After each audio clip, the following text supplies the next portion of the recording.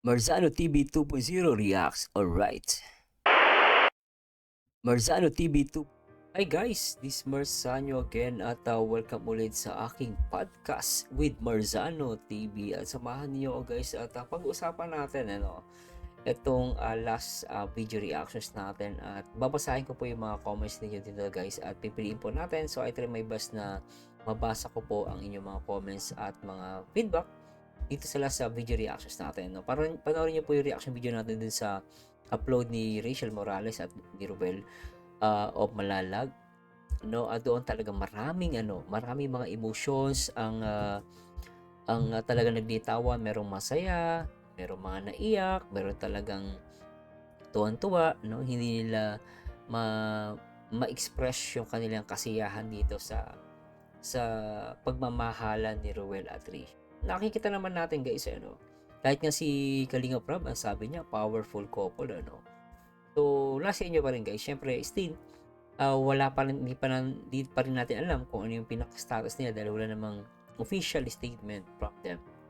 No, pero syempre, makikita niyo naman guys sa kanilang mga galawan, di ba? So, sa kabila ng lahat ng marami pong nagbigay ng masasayang komento, feedback, at talagang nag-express ng kanilang kasiyahan, sa nakita nila sa dalawang to, talagang meron naman pong hindi rin mga natuwa na talagang sinasabihan na si Rachel ay malandi, So, iba-iba yung mga so talagang hindi natin may iwasan, merong mga negative comments talaga nalilitaw. So, that's why ginawa ko po itong podcast na to, for educational purposes. Hindi ko po sinasabi na yung sasabihin ko po talagang tama, at ipipilit ko po sa inyo para paniwalaan nyo. Sa inyo, kayo pa rin po ang bahala mag-decide kung sa tingin nyo pong mali ako, edi wag nyo pong pakinggan. Pero sa tingin nyo pong tama naman ako at gusto pong i-accept, edi pasalamat po sa Diyos. Simulan natin guys. Actually, yun nga, may mga nag-comments at merong mga fans din sa akin na nagsumbong talaga dahil sinasabi nila na binabash nga tong Rochelle, especially si Rachel, dahil alam mo na sa culture ng Pilipino, kapag mayroong mga issue, lalo sa mag-couple, ang laging masama yung babae. Ganun ng Pilipino Hindi ko po nila lahat, pero usually makikita niyo naman sa mga ibang platform na para pag may nangyari dun sa mag-couple, palagi ang nasisisi yung babae. I don't know why. Hindi ko po, nagtataka din ako Kaya nalala ko nung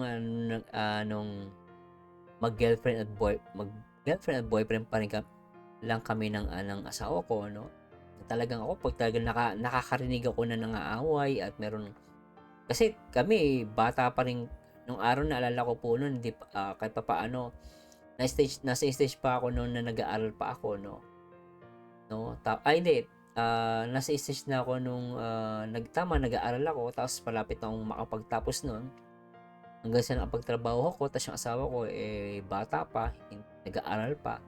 So, inyong lingkod po, talagang nakaranas din kami ng pambabash or yung panlalait, Minsan, makakarinig ka ng hindi maganda, Kasi bata pa kayo Parang ang dating syempre mas may edad ako, tapos ang itsura ko pa noon talagang hindi mo pagkakatiwalaan. Syempre, hindi naman ako mayaman. So, marami kang marinig na mga negative feedback from other people na kesyo ganito, ganyan. Ako, totally guys, kapag nakakarinig ako ng gano'n, talaga pinagtatanggol ko ang aking asawa noon, ng aking girlfriend, yung ex-girlfriend ko yung asawa ko ngayon.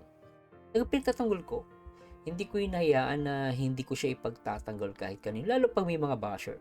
Talagang napaka-spoken ko kahit sa mga, minsan kahit kanino guys, Minsan nga, kahit kakilala mo, sila pa yung nakakalungkot lang, sila pa yung magsasalita ng hindi maganda at pag-against dun sa relationship nyo dahil, kesyo magtapos ka muna ng pag-aaral. Normal, ganun yung masasabi dahil lalo pag ang girlfriend mo o yung kasintahan mo mas bata sa'yo, nag-aaral pa. Minsan, ang pangit ng dating. Ako kasi experience ko to, sinasabi ko to sa inyo guys dahil nung naging kami na niyan, may trabaho na ako hanggang sa hininti ko siya makapagtapos hanggang sa nagsama kami. Pero before that, na nagtatrabaho na ako, At syempre kami na, pero ano pa rin, hinintay ko pa rin siya para bago kami mag-asawa. Marami kang maririnig na kesyo ganito, marami talaga guys. Pero ako talagang bilang lalaki talagang pinagtanggol ko yung asawa ko. Hindi ko hinayaan na lagi na lang hindi mo siya ipagtatanggol. Bilang isang karelasyon, dapat ikaw ay talagang lumabas ka. Iparamdam mo na matapang ka, na may katanggol mo talaga siya at mahal mo. Ganun po ako noon. So, ni-share ko lang po yung nangyari sa amin talagang.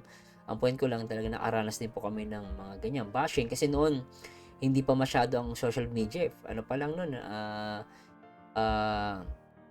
Friendster, wala pang Facebook noon. Naalala ko, hindi nagkakamali. Parang yung Facebook pa ata noon is hindi pa ganoon pero Friendster. No, at telepono pa, wala pang mga cellphone noon. So nag-uusap kami sa phone, no. So ganun po yung naging namin. So talagang normally po, lalo pag bata pa yung babae, normally talagang magkakaroon po ng bashing. Kesyo malandi, alam niyo na guys, normal po yan. Kaya ako, hindi ko naman dahil pinagtatanggol ko, hindi naman sinasabing, hindi ko naman dahil pinagtatanggol. Ako, sinishare ko to yung experience ko. Ngayon, sa batas kasi natin, kasi syempre, sinasabi ng iba, minor pa si Rachel. Yes, minor. Kaya nga lang, yung pagkakilala ni Ruel tsaka ni Rachel is talagang aksidente. Talagang biglaan, di naman yung pinalano Anong gagawin mo kung talagang na-inlove yung bata? At age 17 years old, na-inlove. Mapipigilan mo ba yan? Although yung batas, sinasabi ng batas, bawal pa. Siyempre, iba yung batas, kasi kailan yung batas na nabuo Pero yung batas ng panahon ng lola ko, wala pang ganyang batas. 13 years old, talagang nakakapag-asawa na. Although, kasi kaya naman nagawa yung batas na yan dahil mayroong mga umaabuso. Hindi naman ako, malaki po respeto natin sa batas. Kaya lang, kung tatanungin nyo ako nung araw, wala namang ganyang batas. Kaya nga lang, syempre, ang mangyayari niyan, pag nagmamahalan sila dahil underage yung isa, hindi pa pwede, mapipigilan sila. So, iba na yung panahon ngayon kasi yung panahon ngayon may punoprotekta sa mga minor. No, syempre, against din naman ako guys, lalo pag yung babae is minor tapos aabusuhin. Syempre, against ako doon guys. Pag may kasama ng pang-aabuso, no, at nagte-take advantage ako, against ako doon guys. At doon pumapasok yung batas para maingat minor. Kaya lang sa kala Rachel, no, kay Ruel, so mahirap naman din humusga. No, lalo na talaga nagmamahalan sila. Unang-una, as long as nagmamahalan sila, wala tayo problema doon. No? So ngayon, ang tanong dito ng iba, public display of affection, tama ba o mali? Actually, ako talaga, hindi naman ako against dyan sa public affection. Hindi po ako against dyan. Yun nga lang, talagang always na iisipin nyo palagi yung limitation at respect sa isa't isa. No? Pero anyway, bago tayo pumunta dyan, sabi ko muna si Santiago Dayan. Sana all napakaswerte ni Dudong Ruel kay Ate Rachel, proud and loud. No inhibition kung magpakita ng love and sweetness. Tapos si Rachel kay Ruel kasi hindi siya tinitake advantage.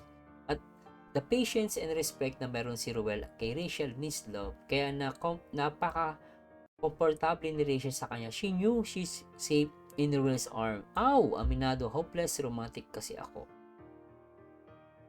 Maraming salamat Santiago Dayan at si Carmelita Bisinex. They are really caring couple, both of them. Wala kang mali siya, napaka sarap panoorin. Totoo po, kung wala kang mali siya talaga sa dalawang. Totoo lang guys, hindi ka makakaramdam ng negative May isip mo, is a part of relationship Is a part of nagpapakita sila ng pagmamahal sa isa't isa. Sabi niya, talagang lalo silang napapamahal sa akin, talagang heaven sent ang pagmamahalan nilang dalawa. Di ba? So, iba-iba yung mga reaction. Pero basahin muna natin guys itong public display. Basahin natin dito sa Google. Dito, a public display of affection, PDA, is any act of intimacy between a couple that is in view of others. Hugging, kissing, or holding your partner hands in public are some example of PDA. So, ibig sabihin, yung pagyakap, paghalik, kahit pag-holding hands sa public, no, nakikita ng mga tao, are some example of PDA. So, example din pala siya ng PDA. Sabi rito, sharing a private, intimate moment in public forum, just as social media, can also be a form of PDA. So yung private yung dalawa, siguro nag-hug kayo, nagkikiss kayo. So, intimate moment, no, na sinishare sa social media, lumalabas po is a form of PDA din siya. Sana natin. PDA can be a controversial subject. Yes, agree ako dito, no? Kasi iba-iba yung paniniwala, ano. Sabi, PDA can be controversial subject while some people support it and think it's romantic. Ako, kasama na ako dito. Sinasabi nila na, no, yung ibang mga tao daw ay suportado ito at iniisip ito na ay romantiko. Others disapprove of it and find it inappropriate and unnecessary. So, sa iba, no, ayaw nila yung PDA at hindi, para sa kanila, hindi ito nararapat gawin at hindi kailangan. So, iba-iba yung pananaw ng ibang tao. In this article, we discuss the benefits and negative effects of PDA. So, discuss nila yung benefits at negative effects on relationship, misconception, and cultural boundaries around PDA. So, itong cultural, talagang part to, no? Ito yung nagkakaproblema sa iba. Lalo sa Asian, no? Asian country, medyo, tayo medyo, tawag dito, medyo maselan tayo rito, no? As well as the psychology of couples who show PDA. We also ask a psychologist who specializes in relationship for some tips on how to talk to your partner about PDA. So sabi rito, ito yung mga example. Holding hands with your partner, kissing their lips, cheek, forehead, neck, or hand. So PDA ito, kahit paghalik sa noo, no? Dito, pagkiss sa lips at sa neck, PDA siya. Hugging, holding, or cuddling them. Touching or stroke them. Playing with their fingers or hair. So, lumalabas part siya ng PDA. So, yung mo yung buhok ng partner mo. Massaging their shoulders, yun. Yung pinamasahe mo yung shoulder niya. Back, hands, or feet. So, part siya ng PDA. Putting your arms around their waist or shoulder. Feeding them a bite of food. Uy, PDA pala yun, yung sinusubuan mo siya, PDA pala yun. Holding them close while dancing. So, PDA din yun. So, tandaan nyo guys, ito. Sitting on their lap. So, PDA din siya. Whispering in their ear. Gazing into their eyes. So, yung mga gazing, yung close up yap. Winking at them. Blowing them a kiss. Yung ganun lang, yun. Yung flying kiss is a PDA. Telling them you love them. So, PDA din siya. Public display affection. Complimenting them is a PDA also. What is the psychology of couples who show PDA? There is no single profile of couples who engage in PDA. Rather, there are several explanations for why couples may choose to show their affection publicly. So ito, may reason daw kung bakit pinapakita ng tao yung kanilang yung kanilang affection sa public. Sabi ni Sabrina Romanoff, psychology to. A clinical psychologist who specializes in relationship. Basahin natin. There are some of the profiles of couple who may engage in PDA according to Dr. Romanoff. Early stage relationship. So, ito, normal to guys. Ako, naniniwala ako dito yung early stage of relationship. Naniniwala ako dito dahil naranasan namin to. Talagang pagbago lang kayo, talagang halos di kayo makapaghiwalay. Gusto mo, yakapin siya, araw at gabi, Ganun ng, basahin natin to. PDA is often a sign that couple is in the early phase of their relationship and they are excited and eager to be together. So, normal to. Yung public display affection. So, normal to dahil talagang sabi rito, is a sign that couple is in early phase of the relationship. Ibig sabihin, kapag talagang talagang pinapakita nila yung affection nila sa isa't isa sa public, lumalabas talaga yung nila, yung eager sila, excited and eager to be together. Agree ako dito guys dahil naranasan ko to. Secure relationship. PDA can also be a reflection of couple that is secure and confident in their relationship. So ibig sabihin, yung PDA din po ay nagre-reflect sa sa mag-couple na sila ay secure at confident sa kanilang relationship. No? So yun din yung yung definition nito. It is a tangible representation of connection partners feel for each other and provides a powerful and public sense of validation. So lumalabas pala itong public display affection po, no? Nakikita po natin to, ano? Parang yung representation ng kanilang connection bilang isang mag-partner, no? At yung nararamdaman nila sa isa't isa, yung PDA pala, yung public display of affection ay representation siya, nakikita na natin eh. So, pag nakita na nag-hug, ibig sabihin, pag nakita natin yung dalawa nag-hug, nagyakapan, or nag-massage, or nag-blow ng kiss, ibig sabihin guys, nakikita natin. Ito ay representasyon daw na sila ay merong connection bilang partner. No? At sabi rito, and provides a powerful and public sense of validation. Ibig sabihin guys, kapag PDA pala, no, nagpo-provide ito ng malakas at public sense of validation. Ibig sabihin, hindi mo na kailangan magtanong. Lumalabas, talagang magkasintahan sila, meron silang relasyon. Hindi mo na kailangan magtanong. No, lumalabas representation, no, a public sense of validation. So, ibig sabihin, meron silang relasyon, kaya nila ginagawa yun. Kahit hindi man nila sabihin. Dito guys, binabasa nito, galing to sa psychologist, si Dr. Romanoff. So, ako nag-agree ako. No? Minsan kahit di mo sabihin na hindi kayo, pero lumalabas kayo talaga. Diba? Basahin natin guys. Insecure relationship for some, para naman sa iba, the opposite could be true. So, ito could be true daw, maaaring totoo to. As PDA could be a way to overcompensate for feelings of insecurity in the relationship, or a way to signal to other people that they are more connected than they might actually be. At naniniwala ako dito, no, maaaring, ito guys maaari lang, ito ang ganda lang sinabi dito, sabi dito, for some, para sa ibang tao, opposite naman to. No, at maaaring totoo to. No, yung PDA daw ay maaari maging paraan ito para ipakita sa ibang tao na that they are more connected than they might actually be.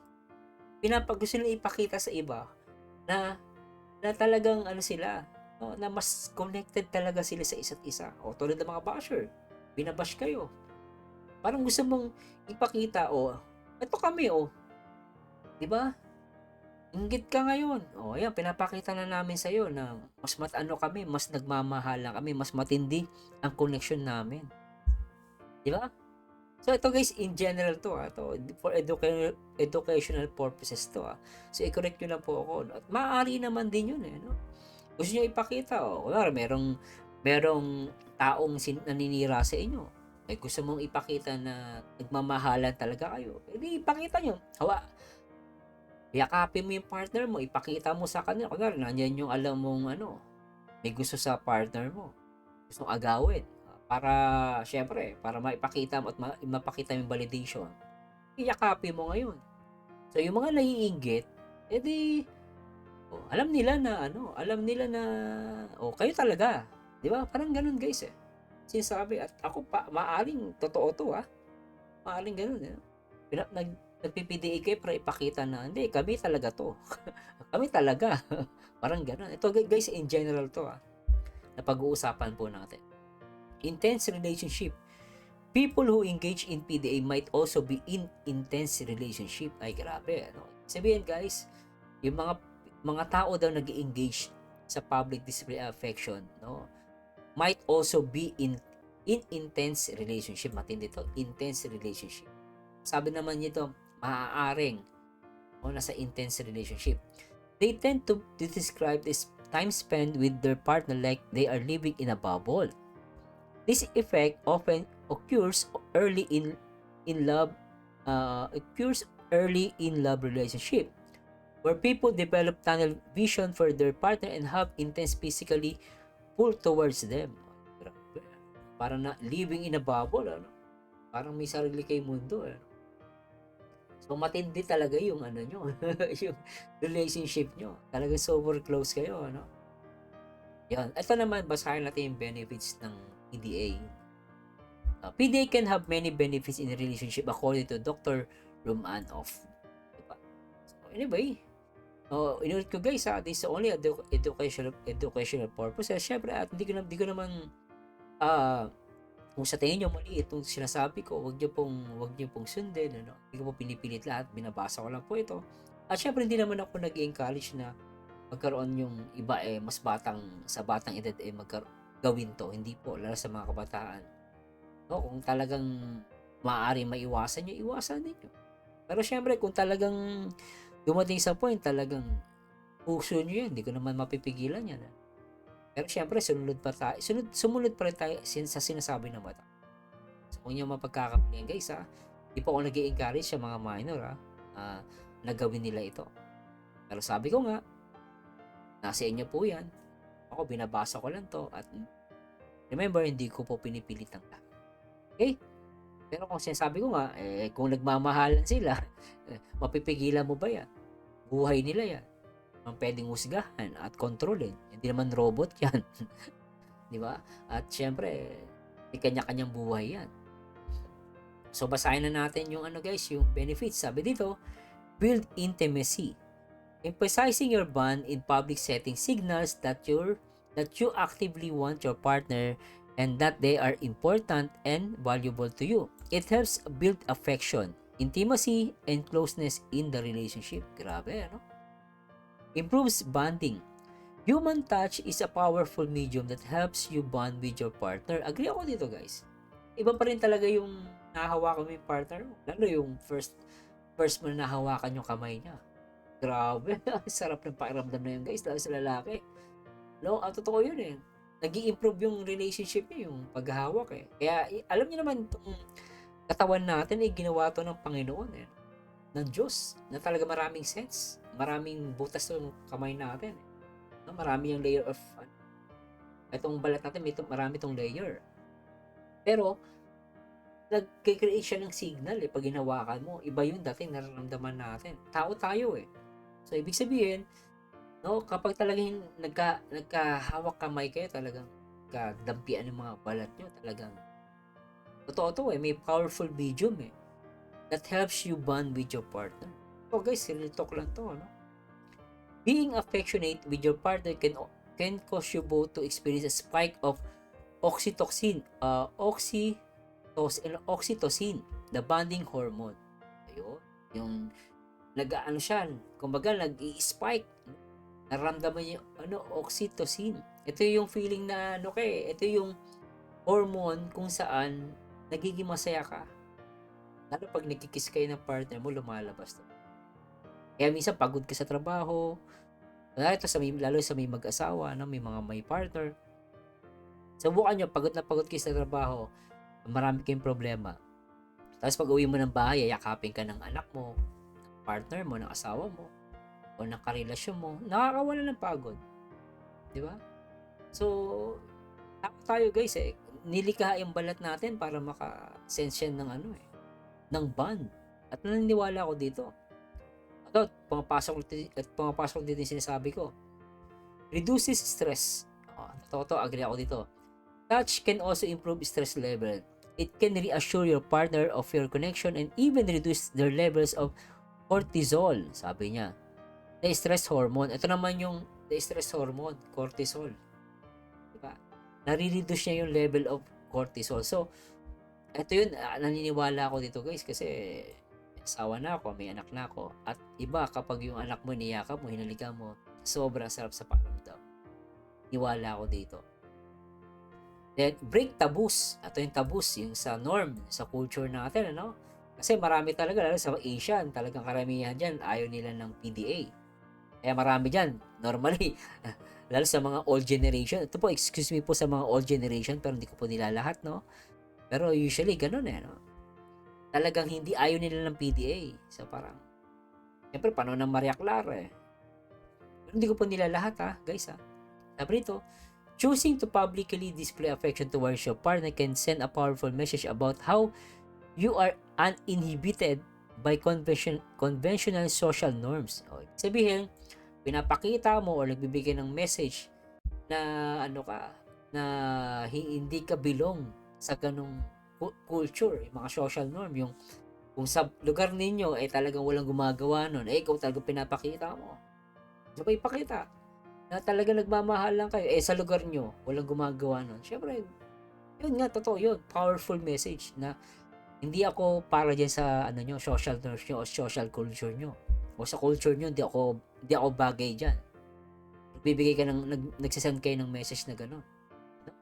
Kaya nga lang, kaya that's why, pag ang culture or yung social norms gano'n, masyadong Maria Clara, patay. Talagang maulan na ka ng basher. Doon papasok sabihin na malandi. May mga negative na yan, reaction sa ibang tao, lalo sa mga hindi gumagawa ng PDA sa public. PDA is still a taboo in many cultures. Agree ako dito. Yung public display affection ay tabu. Yung tabu parang means parang kakaiba. Hindi ka, kumbaga, lahat sila ganun ginagawa. Ikaw lang nag-iisang ganun ang ginagawa. Kakaiba. So, parang tabu. In many culture, which further exacerbates the excitement of these moments. So, yun, kakaiba ka pag ginawa mo yun, yung PDA. So, that's why, so may mga bansa na talagang, to the extent, talagang baka yung penalty, iba. Sa atin, walang ganung penalty, Siguro, alam ko, may penalty, I don't know, sa batas, no? Pero sa iba, talagang napakahigpit. Pero sa culture nila, bawal yan. Kakalateguhin ka pa. Siyempre, batas nila yun, guys. Wala tayong magagawa. So ako, sinasabi ko lang, sinabi naman dito, in many culture. So, siyempre, kanya-kanyang culture yan, guys. Pero tuloy natin to. Ayan. So, how PDA might negatively impact your relationship? So, these are some ways that PDA could negatively impact your relationship according to Dr. Romanov.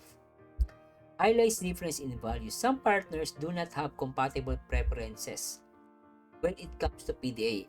Naniwala ako dito, guys. No? Meron talaga ayaw nila ng PDA. Hindi sila showy. Ganito po talaga. For example, while some people are comfortable being openly affectionate with their partners, many people are more private with their relationship and prefer to not be affectionate in front of others. At naniniwala po ako dito, maraming mga tao talaga gusto nila private, ayaw nila magpakita ng affection sa labas or in public. Marami po yung ganito. Especially sa atin, sa Pilipinas, marami mga ganito. Hindi sila sanay. Hindi sila sanay. Pero para sa akin, talaga ako, pag pupunta ako ng abroad, babalik ako ng Singapore, yung asawa ko, niyayakap ko, nahalikan ko. Walang pakialam. Mahal ko Di ba?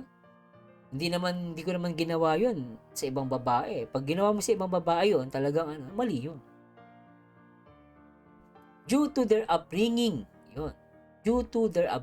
family culture or social norms. Ito yung problema. No? Yung mga taong may mga tao talaga na ayaw nila na mag-PDA. Sa relasyon nila mismo, ayaw nila.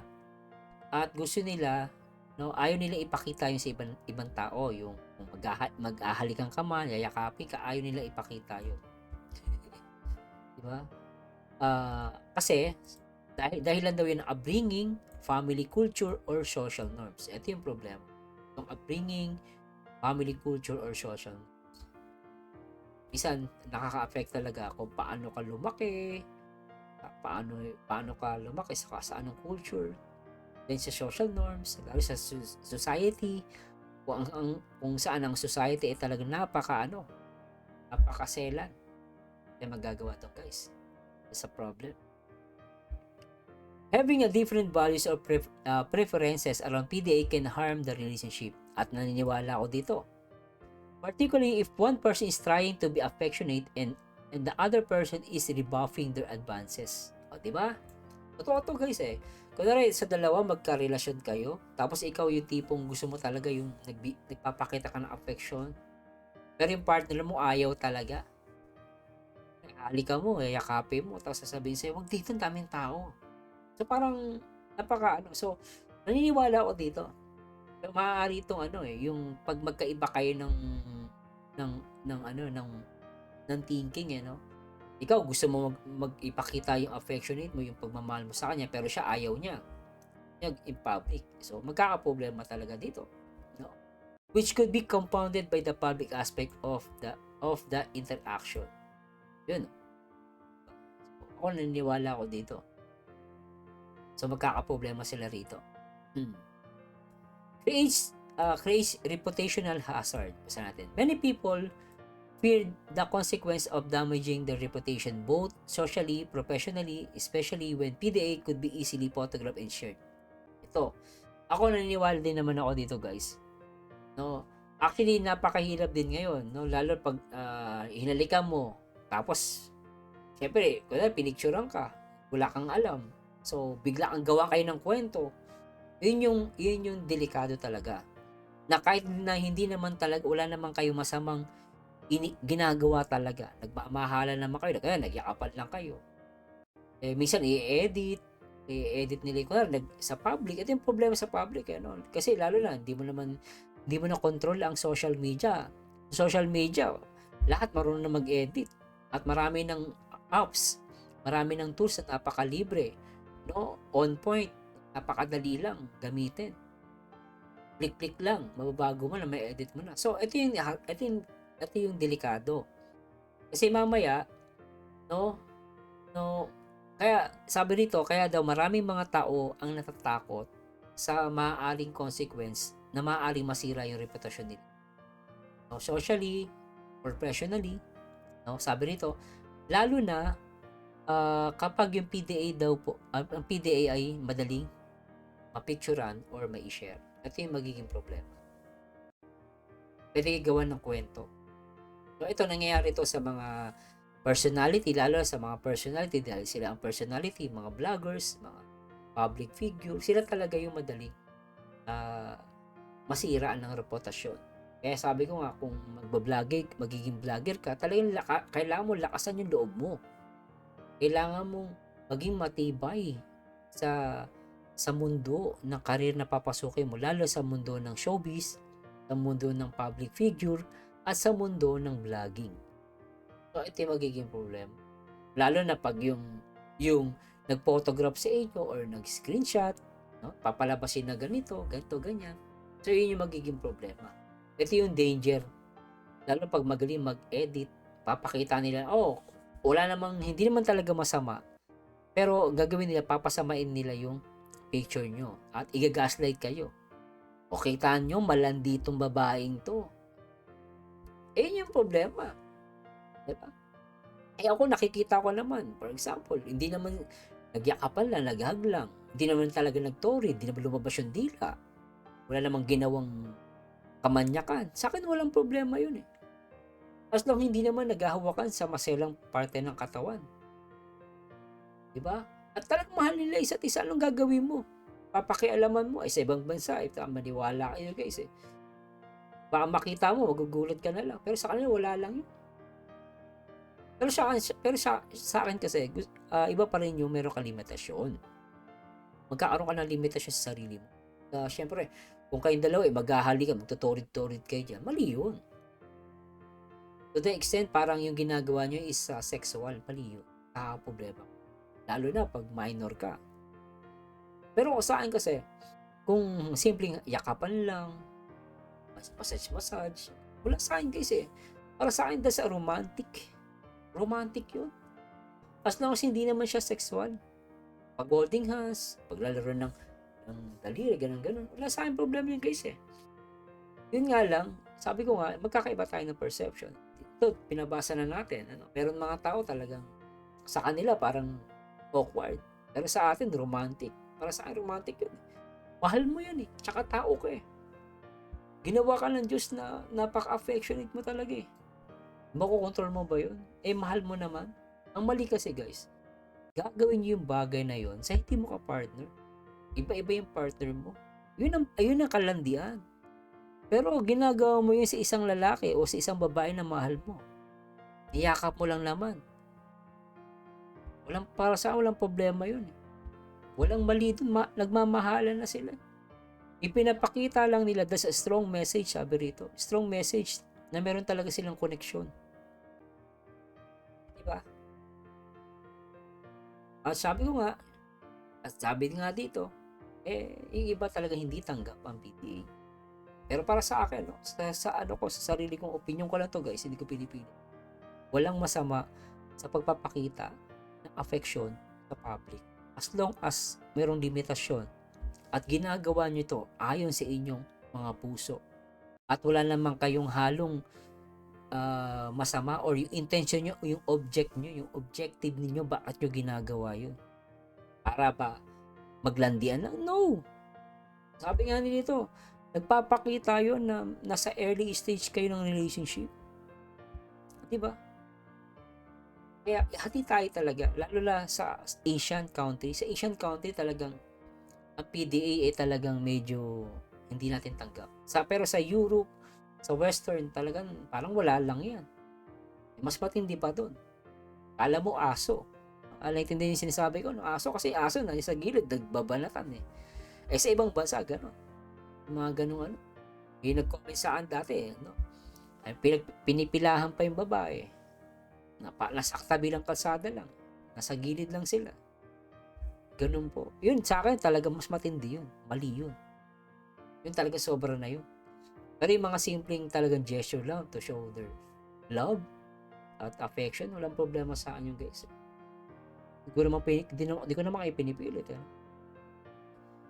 This can be affect the relationship because some people conflate their partner's fears with the erroneous belief that their partner doesn't want them or is not proud of the relationship. Ito yung problema. No? Pag ito talagang makaka-affect talaga to. Yung kumbaga yung mga paniniwala, so mangyayari parang hindi ka masyadong showy or affectionate, parang magdadalawang isip na yung partner. Lalo na pag ikaw gusto mo talaga yun na pinapakita mong mahal mo siya, tapos yung partner mo parang, ano ba yan? Huwag ka dito. Ibigay mo yung nasa public kayo. Kaya copy mo lang. Siyempre, good mood ka, masaya ka. Nabigla ka inakbayan mo lang yung partner mo. Ano pa siya? Wag dito, maraming tao. Ganun mo pa. So, ikaw, lalaki or babae, makaramdam ka na, di siguro ako mahal nito. Hindi kaya siguro proud sa akin to. At in that time, talaga manlalamig kayo sa isa't isa. Maghihiwalay kayo. At nangyari naman yan eh. Biri mo, hintay mo pang makauwi kayo ng bahay. Magkaroon kayo ng sarili, ng kwarto, doon kayo So, wala na yung moment. Kami, pagpunta kami ng coffee shop, holding hands ko yung asawa ko. Minsan mag-uusap kami, bubulangan ko siya. Mga bubulangan mo siya, mga ganyan po. Tapos, minsan, mga titigan mo siya, kikindatan mo. Yan po, part yan ng Sa akin, wala pong problema yun. Inaakbayan ko pa yung asawa ko. Kung paano ko siya nakilala noon, nung mga dalagat binata pa kami, wala pa kami mga anak. Hanggang ngayon po ganun ginagawa ko. It's a part of relationship na dapat everyday ginagawa mo. Kung paano mo siya nakilala noon, nung nagkakilala kayo nung una, dapat ginagawa mo din siya hanggang ngayon. At agree po ako sa ganun. Yung iba, syempre, sabi ko nga, yun guys, hindi acceptable sa kanila yung ganun. Di ba? So, anyway guys, binabasa lang natin, mahaba-haba to. So, anyway, ito medyo mahaba lang to. Pero naalala ko lang din guys, gusto ko lang basahin dun sa Lucas, sa Biblia. Naalala ko yung sa Lucas, sabi sa Lucas, chapter 7, verse 37 to 38. At narito ang isang babaeng makasalanan na nasabayan at nang maalaman niyang siya'y nasa dulang ng pagkain sa bahay ng Pariseo, ay nagdala siya ng isang sisidlang alabastro na puno ng ingwento. Ito po yung oils, essential oil, mahal nung araw po ito, no? Para tong pabango, kung di nagkakamali, no? At nakatayo sa likuran sa kanyang mga paanan na tumatangis, ay pinasimulan niyang dinilig ng mga luha ang kanyang mga paa, ang Panginoon, no? Naluha si Maria Magdalena. Si Maria Magdalena to, guys, yung babaeng makasalanan. Pinasimulan yung dinilig ng mga luha ang kanyang mga paa at ang mga ito'y kinuskos ng kanyang ulo. Kanyang buhok, ano? Kinuskos ng buhok ng kanyang ulo. Pinunasan niya.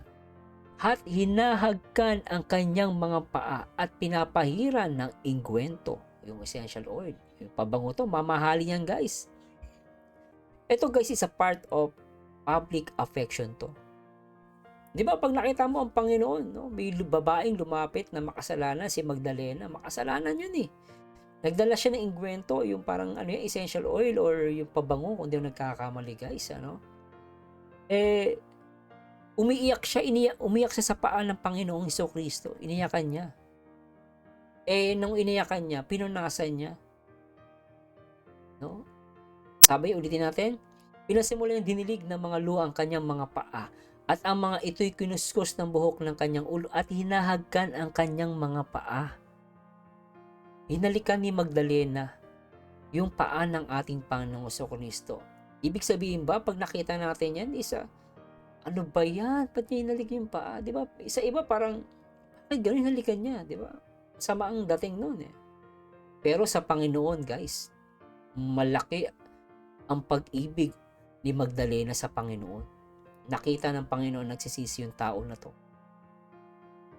No, ibig sabihin, nakita ng Panginoon yung affection, yung pagmamahal niya sa kanya ng babaeng makasalanan si Magdalena. Ibig sabihin ba, masama ba na manghalik ng paa sa public? Hindi naman ito maisusulat kung wala nakakita. Marami nakakita na ito, guys. No? At narito ang isang babaeng makasalanan na nasabayan at nang maalaman niyang siya'y nasa dulan ng pagkain sa bahay ng Pariseo. Diba? Sa bahay ng Pariseo ay nagdala siya ng isang sisidlang alabastro na puno ng ingkwento. At nakatayo sa likuran sa kanya ang mga paanan na tumatangis at pinasimulan niyang dinilig ng mga luha ang kanyang mga paa at ang mga ito'y kinuskos ng buhok ng kanyang ulo at inahagkan. Hinahalikan. Ibig sabihin ba yan, guys, is masama? No! Nagpapakita yan ng public display affection sa Panginoon. Hindi siya sexual. Yun yung point doon, guys. Kung gusto mong magpakita ng affection sa isang tao, lalo sa Panginoon, Diyos to ang Panginoon sa Kristo na katawan tao. Masama ba na ipakita mo na inahalikan mo yung paa ng Panginoon? Hindi. Kasi mahal mo ang Panginoong Kristo. Ano ang ibig sabihin? Yung intention mo nandun, tinitingnan ng Diyos yung intention mo.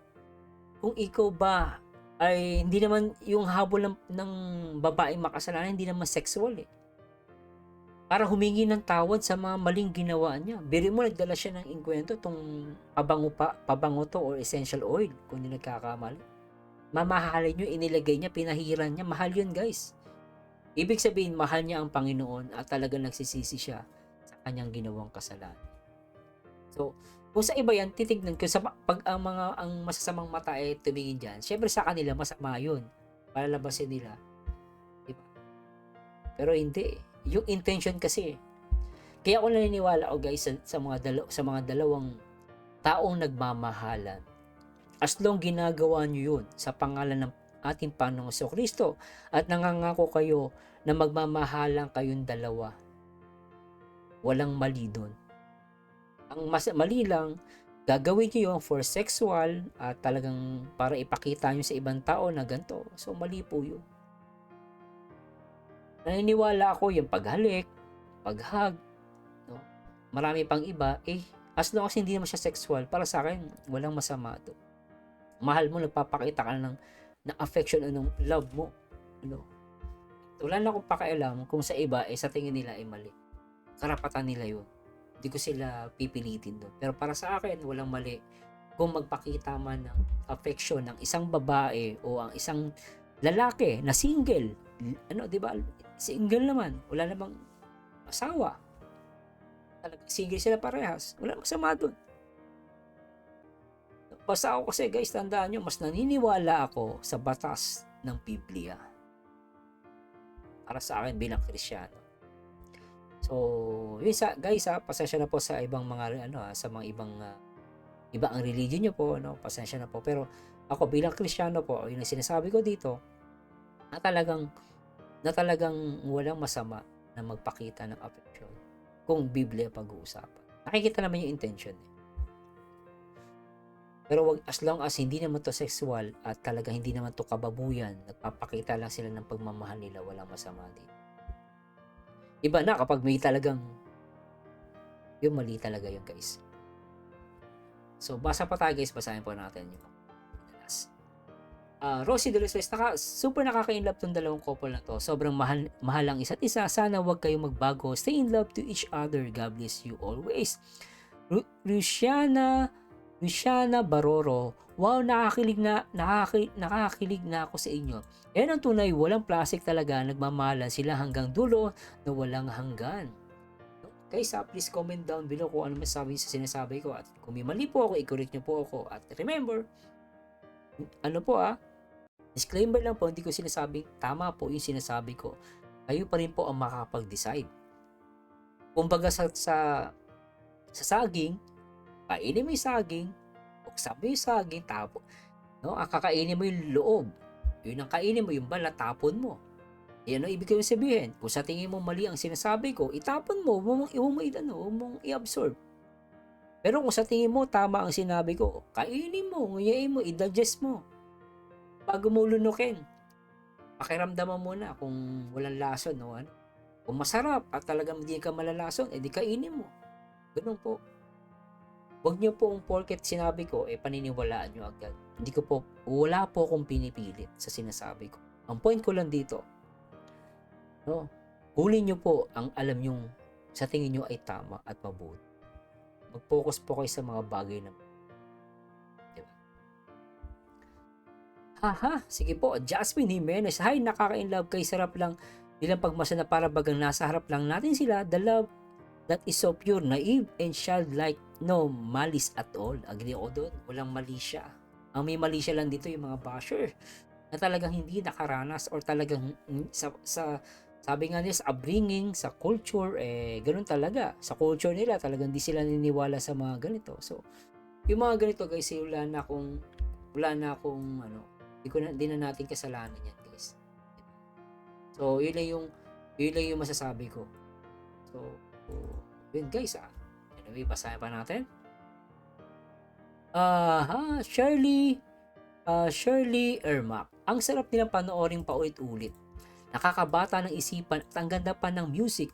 Bagay sa kanila, kaya ako laging nakaabang sa mga uploads o may react sa kanila. Adik na ako sa Rochelle. True to life story kasi at mahal na mahal nila ang isa't isa at wala namang masama dyan.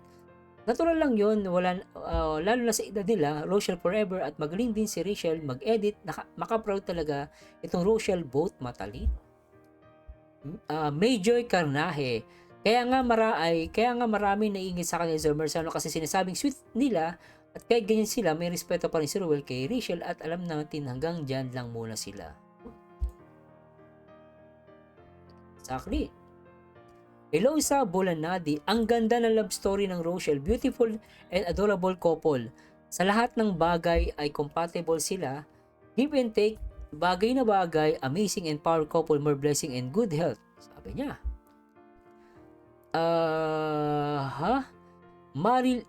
Marilyn Riano Begalan. Good evening, Kalinga Pre-Actor ko, Marzano TV 2.0. Maraming salamat sa support mo sa ating mga langga Dudong Rowell and langga Rachel. Ingat kayo palagi, Rochelle. Love you both. God bless. Ito talaga ang pinapakita nila. Hindi nila tinatago kung ano sila ka-sweet na dalawa. Di ba yung effect kay Ma'am Marlene? Nararamdaman niya na romantic yun. Hindi niya tinitingnan na as negative yun. Diba? Lisa Caldwell, sabi niya, ang sweet naman ng aming mga langga. All I can say is that at least hindi nila ina-hide ang feelings nila to each other. Bottom line is they love each other. Exactly. Kaya ang message ko sa mga basher, magsipuntahan na lang kayo sa emergency room at doon kayo tumira. Doon na kayo tumira. Grabe to si Ma'am Lisa Caldwell. Shoutout po. User, shoutout po. No, hindi ko po alam ang name nyo, pero sabi niya rito, thanks for your support to Ruel and Rachel. Happy talaga ako pag ikaw nag-react kahit gabi na. Nagpupuwet ako basta may vlog silang dalawa. Sobra yon, no? Lolita Galardo, salamat sa support sa Rochelle. Isa ka sa good reactors ng Kalinga. Maraming salamat po sa Diyos, no, sa tiwala. Margarita Landoy, maraming salamat sa suporta at pagmamahal sa maglangga, Sir Mersano. Welcome po. Sally Nartates, love at first sight, first love ni Rachel. At sabi ni Dongdong Ruel, pangalawa at uli, true love never die. Hi po Sir Mersano, thank you sa love, support at kay Rachel, God bless you more. Salamat po sa Diyos. Dolly Benbiahe, napaka-sweet talaga nilang dalawa. Kaya naman maraming nagigiliw sa kanila. Very normal lang ang galawan nilang dalawa. No malice between them kasi very comfortable na sila sa isa't isa. Walang mali siya, agree ako doon.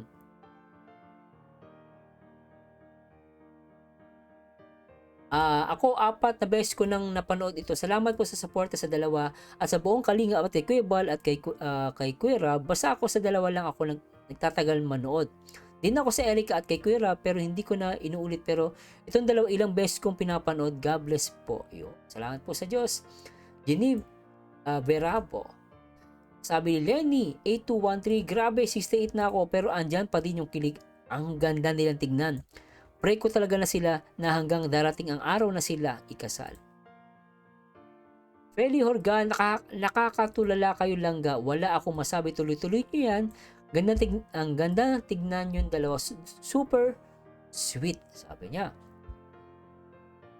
Ma'am Sylvia Aguilar, ako rin nanood ng Erica pero mas nakilig ang dalawang to. Wala akong masabi kundi ang kiligin na lang. Nakakabatang tignan, parang bumabata pati ang puso ng manood. Kaya welcome mga basher, God bless po sa inyo, diba? Itong very good, no? Kaya sabihin niya pang God bless yung mga basher. Si user, sobrang sweet nila dito. Nakakatuwa ang sa panood dito, walang kokontra, diba? Di kita kokontrahin dyan, user. User, salamat Marzano sa pag-reactor mo kina Dong Ruel at Langga Rachel. Hindi nakakasawang panoorin ang dalawa. Kaya bless silang dalawa. More blessing pa sa dalawa. Salamat sa mga sponsor at viewers ng Rochelle. God bless po. Ayun, salamat din po.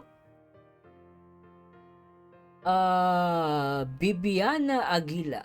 Ang sesaya ng mga palangga, Sir Mersano. Maraming salamat sa pagsuporta mo sa maglangga. Very good reactor ka talaga, Sir Mersano. Palago nanonood sa iyo. Thank you very much. Love, love lang. God bless from Iloilo. Lali Kamat. Rochelle, sapat na wala nang iba. Mahal na mahal po kayo, Rochelle. Ingat kayo palagi. God bless us all. Chuck. Hindi ko na mabasa to guys. Pero sabihin natin. Talagang hindi nakakasang panoorin. Sobrang sweet. Sana lang yung ayaw sa kanin dalawa, huwag manood. Humahanap kayo ng gusto nyong panoorin para walang basher. Ang gusto lang naman nila ay maging masaya, magpasaya. Tulad ko, masaya ako sa kanila. Exactly. Huwag na lang manood. Diba? Huwag lang kumontra. Ayaw naman pala. Ba't kayo kontra? Diba? Guys. Sabi nga ni Kuya Bal, tagapagmana niya sa kalingap si Rob, Ruel, Dan at Bibi Rabay Matubang. Sa yun, salamat po sa Diyos. Nancy Guadalupe, natural lang sa dalawang walang ilangan, walang mali siya at totoo lang sila. Yan ang mga langga. Exactly, agree naman ako doon. Hi, user, di ako nagsasawang panoorin sila kahit ano ko, buat gumaganon. Siya na guys, napipindot ko, no? Kit Veronica Kuya Matsu, mo ang taga Japan to. Wow, thank you for this interview with Paco. Ay, ano ba to? Nagkamali ako guys, taga lang. Siya na guys, nagkaka-problema yung ano ko. Basahin si Jessa Batalyon, sobrang nakakabilib ang maglangga sa kabila ng mga pagsubok. Magkasama nilang hinaharap at nilalaban ng kakampi ang bawat isa. Very mature, agree ako doon. Leia Flawless, grabe ka, ilang uli ko pinapanood ito, hindi talaga nakasaw. Promise Sir Bersam, nakaka-inlove talaga. Saidaka Baro, sana all nakakilig panoorin sila both. Each super sweet naman, tugtog, binagay sa kaswitan nilang dalawa. Sheila Linares, nabuhay ang puso ko dito, sobrang kilig. Yun, at maraming salamat sa Diyos at talagang medyo napahaba natin. Pero guys, maraming salamat po sa mga nakaunawa dito sa ating at nag-enjoy sa ating podcast. Marzano TV 2.0 Ria.